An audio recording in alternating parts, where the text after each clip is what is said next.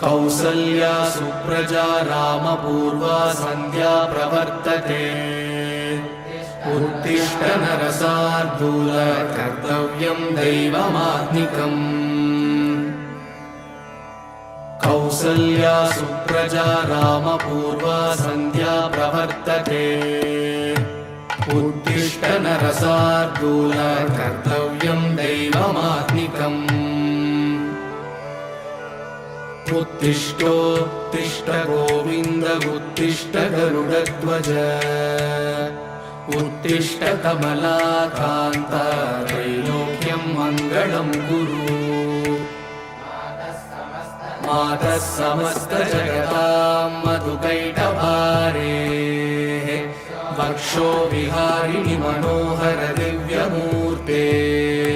श्रीस्वामिनिश्रितजनप्रियदानशीले श्रीवेङ्कटेश दयिते तव सुप्रभातम्। तव सुप्रभातमरविन्दलोचने भवतु प्रसन्नमुखचन्द्रमण्डले। विधिशङ्करेन्द्रवनिताभिरर्चिते वृषशैलनाथदयिते दयानिधे। अत्र्यादिसप्तऋषयः समुपास्य सन्ध्या आकाशसिन्धुकमलानि मनोहराणि।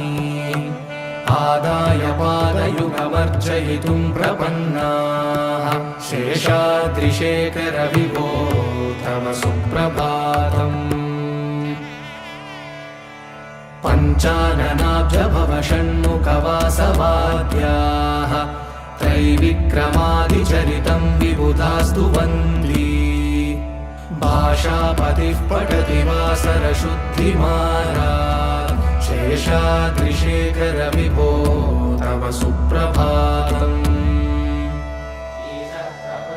ईषत्प्रफुल्लसरसीरुहनारिकेलफूगद्रुमादिसुमनोहरपालिकानाम् आवादिमन्दमनिलः सह दिव्यगन्धैः शेषाद्रिशेखर विभो तव सुप्रभातम्। उन्मील्यनेत्रयुगमुत्तमपञ्जरस्ताः पात्रावशिष्टकदलीफलपायसानि भुक्त्वा सलीलमथकेलिसुखाः पठन्ति शेषाद्रिशेखर विभो तव सुप्रभातम्। तन्त्री प्रकर्ष मधुरस्वनया विपञ्च गायत्यनन्तचरितं तव नारदोऽपि।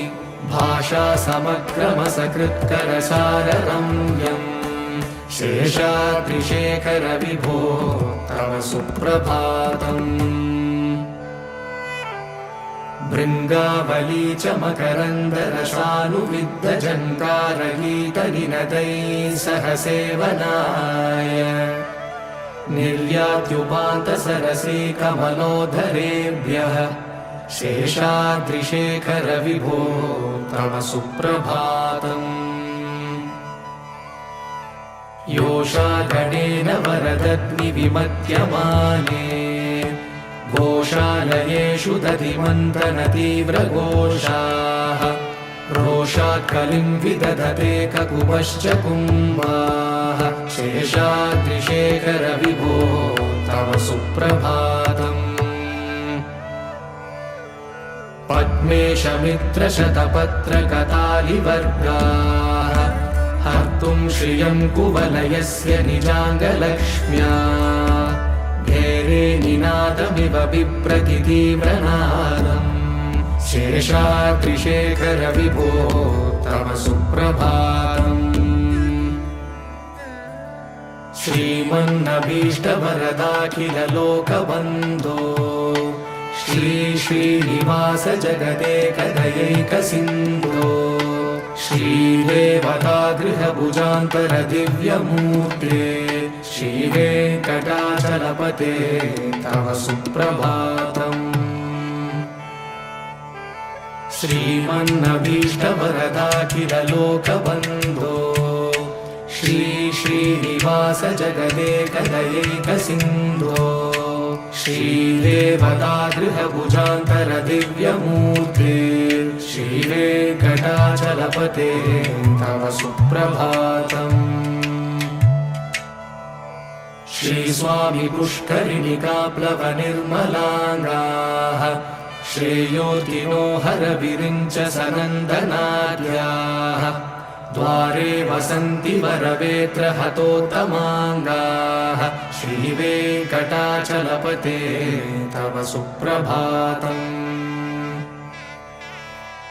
श्रीशेषशैलगरुडाचलवेङ्कटाद्रिनारायणाद्रिवृषभाद्रिवृषाद्रिमुख्या आख्यां त्वदीयवसतेरनिशं वदन्ति श्रीवेङ्कटाचलपते तव सुप्रभातम्। सेवापराशिवसुरेश कृशानुधर्मरक्षोऽम्बुनाथ पवमानधनादिनाथाः भद्राञ्जलिप्रविलसन्निजशीर्षदेशाः श्रीवेङ्कटाचलपते तव सुप्रभातम्। धाटेषु ते विहगराज मृगाधिराज नागाधिराज गजराज हयाधिराजाः स्वस्वाधिकारमहिमाधिकमर्दयन्ते श्रीवेङ्कटाचलपते तव सुप्रभातम्। सूर्येन्दुभौमबुधवाक्पतिकाव्यसौरिस्वर्भानुकेतुदिविषत्परिषत्प्रधानाः त्वद्दासदासचरमावधिदासदासाः श्रीवेङ्कटाचलपते तव सुप्रभातम्। त्वत्पादधूलिभरितस्फुरितोत्तमाङ्गाः स्वर्गापवर्गनिरपेक्षनिजान्तरङ्गाः कल्पागमाकलनयाकुलतां लभन्ते श्रीवेङ्कटाचलपते तव सुप्रभातम्। त्वद्गोपुराग्रशिखराणि निरीक्षमाणाः स्वर्गापवर्गपदवीं परमां श्रयन्तः मर्त्या मनुष्यभुवने मतिमाश्रयन्ते श्रीवेङ्कटाचलपते तव सुप्रभातम्। श्रीभूमिनायकदयादिगुणामृताब्धे देवादिदेव जगदेकशरण्यमूर्ते श्रीमन्ननन्तगरुडादिभिरर्चिताङ्घ्रे श्रीवेङ्कटाचलपते तव सुप्रभातम्।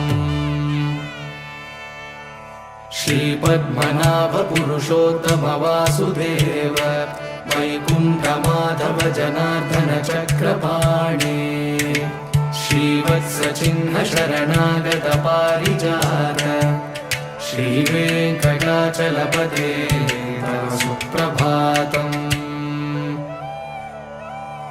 कन्दर्पदर्पहर सुन्दर दिव्यमूर्ते कान्ताकुचाम्बुरुह कुट्मललोलदृष्टे कल्याण निर्मल गुणाकर दिव्यकीर्ते श्रीवेङ्कटाचलपते तव सुप्रभातम्।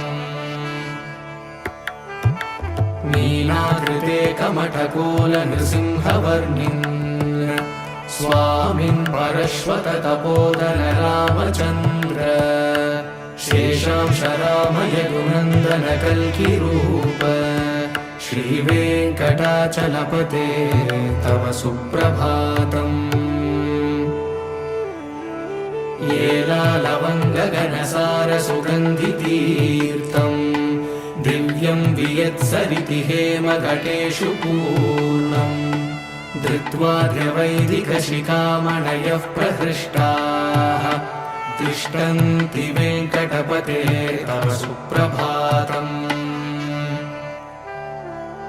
भास्वानुदेति विकचानि सरोरुहाणि सम्पूरयन्ति निनदैः ककुवो विहङ्गाः श्रीवैष्णवा सततमर्थितमङ्गलास्ते धामाश्रयन्ति तव वेङ्कटसुप्रभातम्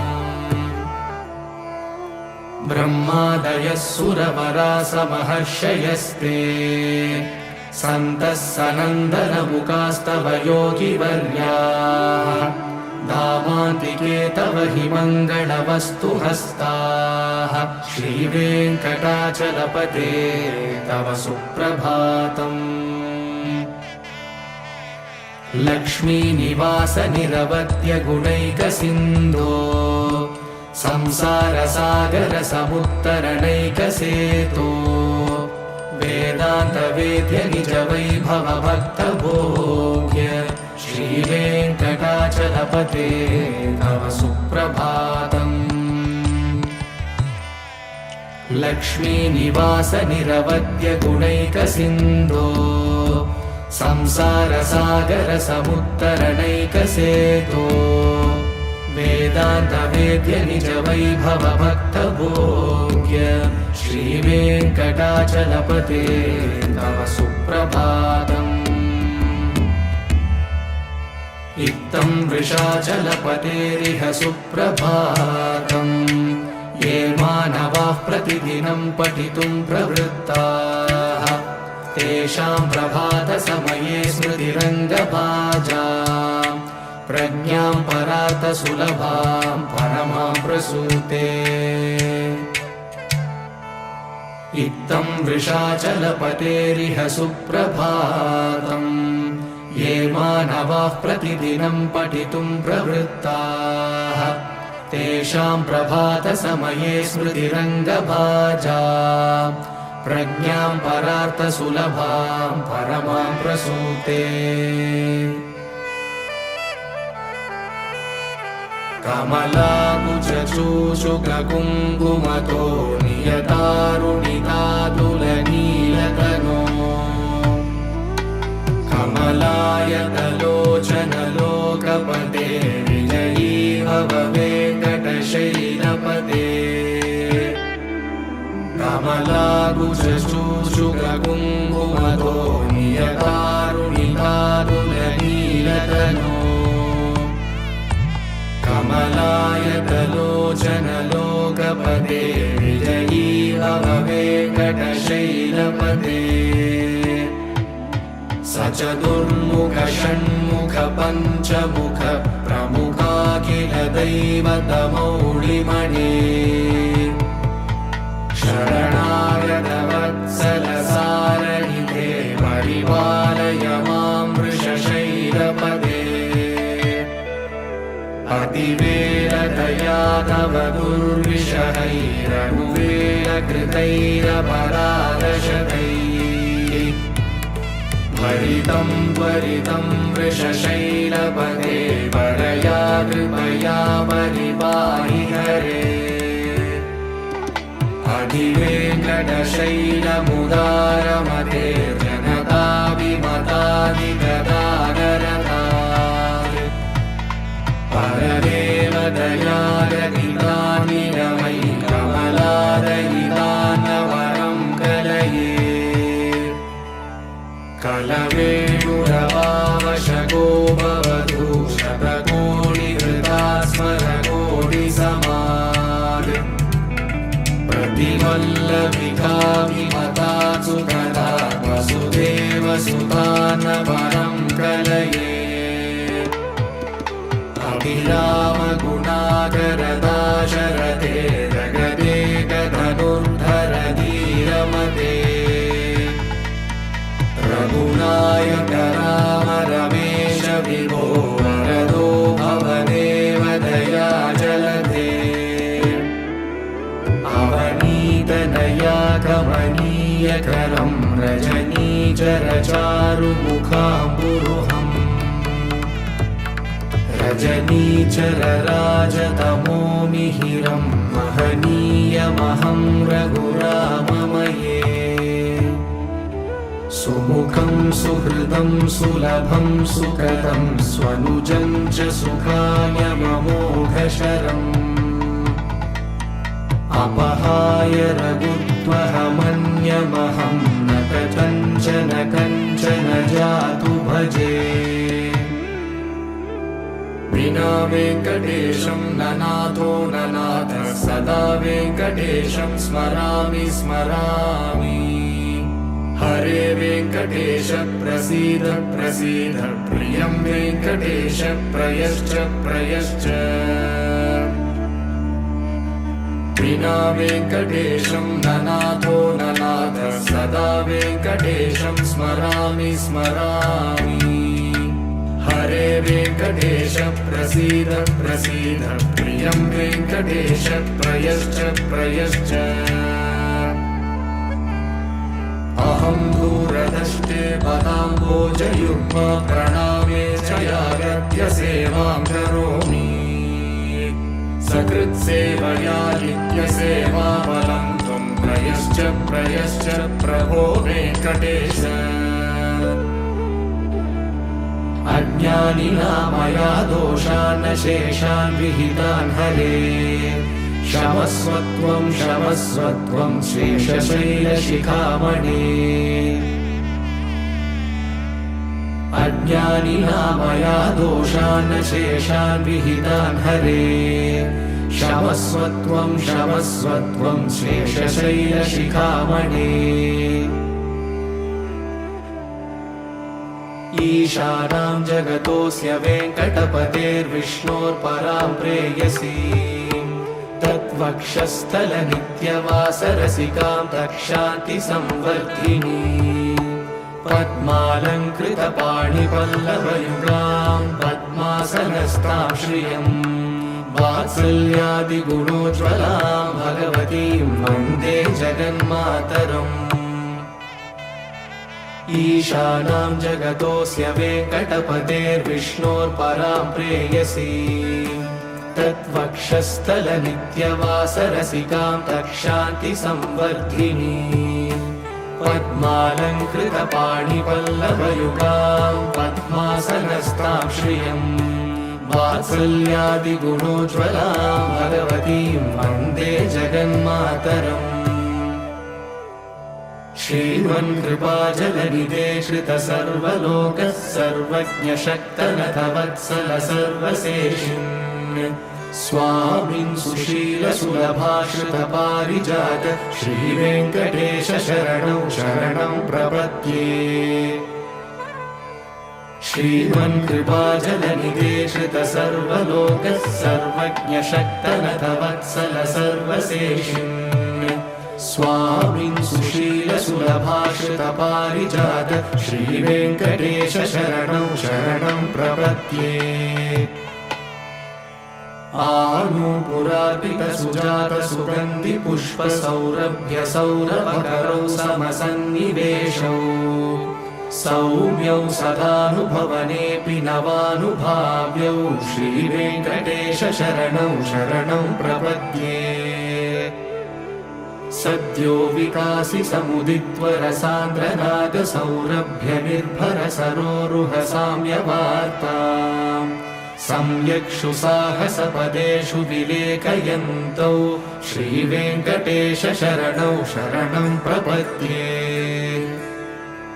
रेखामयध्वजसुधाकलशातपत्रवज्राङ्कुशाम्बुरुहकल्पकशङ्खचक्रैः भव्यैरलङ्कृतकलौ परतत्त्वचिह्नैः श्रीवेङ्कटेश शरणौ शरणं प्रपद्ये ताम्रोदराद्युतिपराजितपद्मरागौ बाह्ये महोभिरविभूतमहेन्द्रनीलौ उद्यन्यकांशुभिरुदस्तशशाङ्कभासौ श्रीवेङ्कटेश शरणं शरणं प्रपद्ये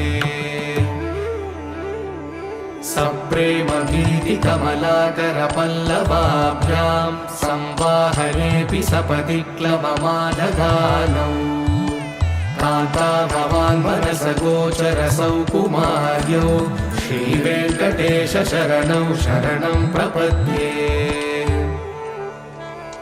लक्ष्मीमही तदनुरूप निजानुभावनीलादिदिव्यमहिषीकरपल्लवाहनाम् आरुण्यसङ्क्रमणतः किल सान्द्ररागौ श्रीवेङ्कटेश शरणौ शरणं प्रपद्ये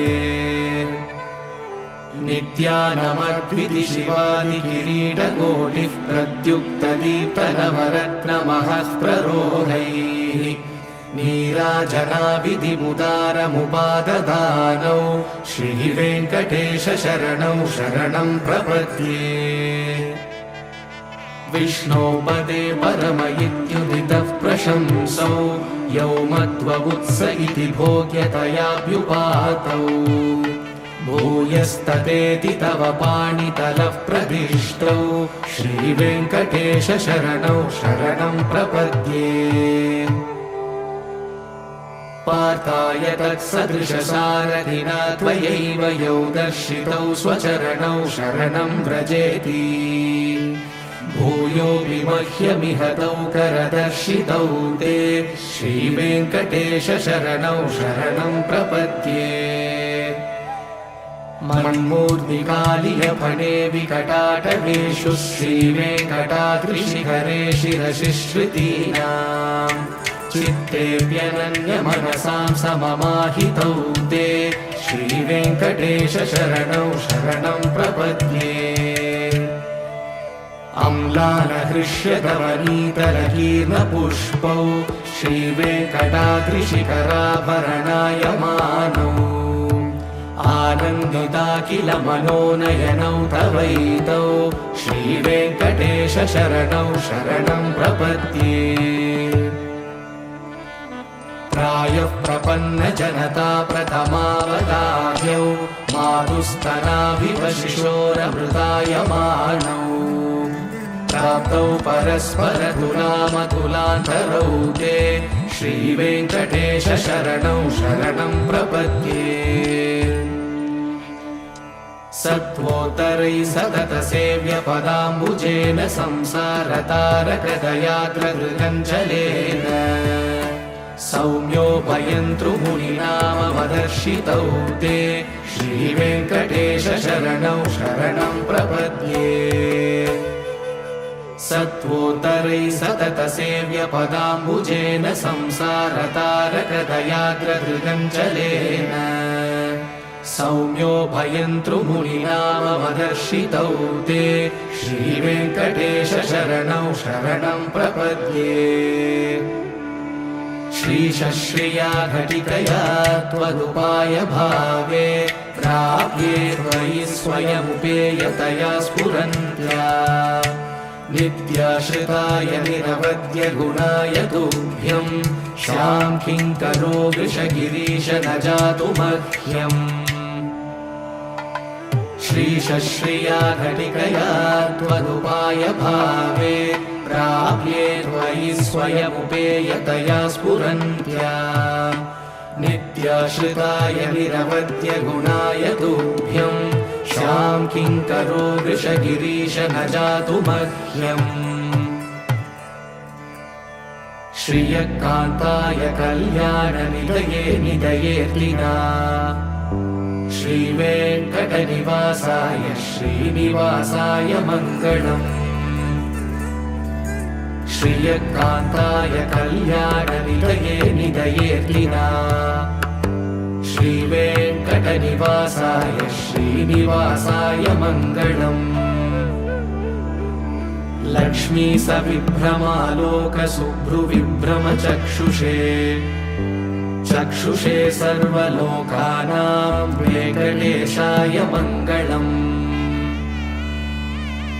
श्रीवेङ्कटाद्रिशृङ्गाग्रमङ्गलाभरणाग्रये मङ्गलानां निवासाय श्रीनिवासाय मङ्गलम्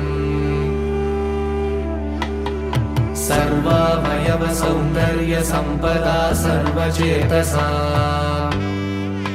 सदा सम्मोहनायास्तु वेङ्कटेशाय मङ्गलम् नित्याय निरवध्याय सत्यानन्दचिदात्मने सर्वान्तरात्मने श्रीमद्वेङ्कटेशाय मङ्गलम्। स्वतः सर्वविदे सर्वशक्तये सर्वशेषिणे सुलभाय सुशीलाय वेङ्कटेशाय मङ्गलम्। परस्मै ब्रह्मणे पूर्णकामाय परमात्मने प्रयुञ्जे परतत्त्वाय वेङ्कटेशाय मङ्गलम्। आकालतत्त्वमश्रान्तमात्मनामनुपश्यता अतृप्यमृतरूपाय वेङ्कटेशाय मङ्गलम्। प्रायस्वशरणौ पुंसां शरण्यत्वेन पाणिना कृपया दिशते श्रीमद्वेङ्कटेशाय मङ्गलम्। दयामृततरङ्गिण्यास्तरङ्गैरिव शीतलैः अपाङ्गैः सिञ्चते विश्वं वेङ्कटेशाय मङ्गलम्। सद्भूषाम्बरहेतीनां सुषमावहमूर्तये सर्वार्तिशमनायास्तु वेङ्कटेशाय मङ्गलम्। श्रीवैकुण्ठविरक्ताय स्वामि पुष्करिणीतटे रमया रममाणाय वेङ्कटेशाय मङ्गलम्। श्रीवैकुण्ठविरक्ताय स्वामि पुष्करिणीतटे रमया रममाणाय वेङ्कटेशाय मङ्गलम्। श्रीमत्सुन्दरजामातृमुनिमानसवासिने सर्वलोकनिवासाय श्रीनिवासाय मङ्गलम्। श्रीमत्सुन्दरजामातृमुनिमानसवासिने सर्वलोकनिवासाय श्रीनिवासाय मङ्गलम्। मङ्गलाशासनपरैः मध्वाचार्यपुरोगमैः सर्वैश्च पूर्वैराचार्यैः सत्कृतायास्तु मङ्गलम्।